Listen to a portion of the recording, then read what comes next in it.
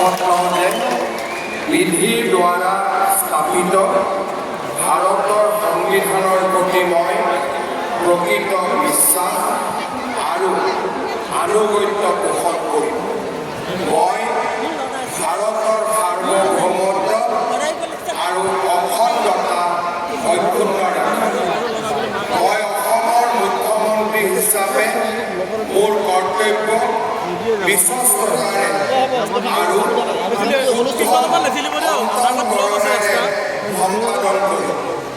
আৰু মই ভয় বা পক্ষপাত, অনুৰাগ বা বিদ্বেষ নোহোৱাকৈ সংবিধান আৰু আইন অনুসাৰে সকলো শ্ৰেণীৰ লোকৰ প্ৰতি ন্যায় আচৰণ কৰিম। মই শ্ৰী হিমন্ত বিশ্ব শৰ্মা ঈশ্বৰৰ নামত শপত লওঁ যে মই অসমৰ মুখ্যমন্ত্ৰী হিচাপে মোৰ কৰ্তব্যৰ যথাযথ সম্পাদনৰ বাবে আৱশ্যক হোৱাৰ বাহিৰে মই এনে বিষয় যি অসমৰ মুখ্যমন্ত্ৰী হিচাপে মোৰ বিবেচনাৰ বাবে অনা হ'ব বা মোৰ জ্ঞাত হ'ব তেনে বিষয় মই কোনো ব্যক্তি বা ব্যক্তিসকলৰ ওচৰত প্ৰত্যক্ষ বা পৰোক্ষভাৱে অৱগত বা প্ৰকাশ নকৰিম।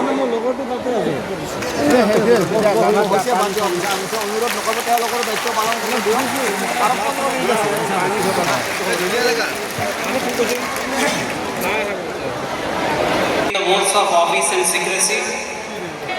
ঈশ্বৰৰ নামত শপত লওঁ যে বিধিৰ দ্বাৰা স্থাপিত ভাৰতৰ সংবিধানৰ প্ৰতি মই প্ৰকৃত বিশ্বাস আৰু অনুগত্য পোষণ কৰিম। মই ভাৰতৰ সাৰ্বভৌমত্ব আৰু অখণ্ডতা অক্ষুণ্ণ ৰাখিম। মই অসমৰ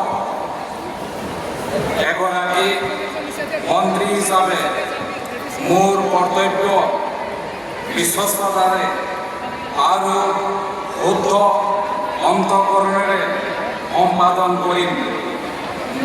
আৰু মই ভয় বা পক্ষপাত, অনুৰাগ বা বিদ্বেষ নোহোৱাকৈ সংবিধানৰ আৰু আইন অনুসাৰে সকলো শ্ৰেণীৰ লোকৰ প্ৰতি ন্যায় আচৰণ কৰিম।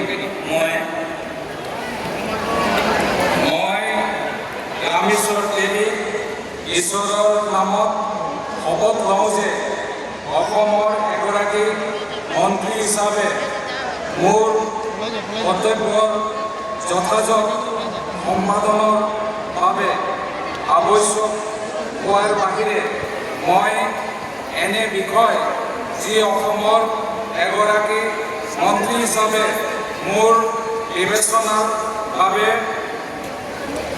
অনা হ'ব বা মোৰ জ্ঞাত হ'ব তেনে বিষয় মই কোনো ব্যক্তি বা ব্যক্তিসমূহৰ ওপৰত প্ৰত্যক্ষ বা পৰোক্ষভাৱে অৱগত বা প্ৰকাশ নকৰিম।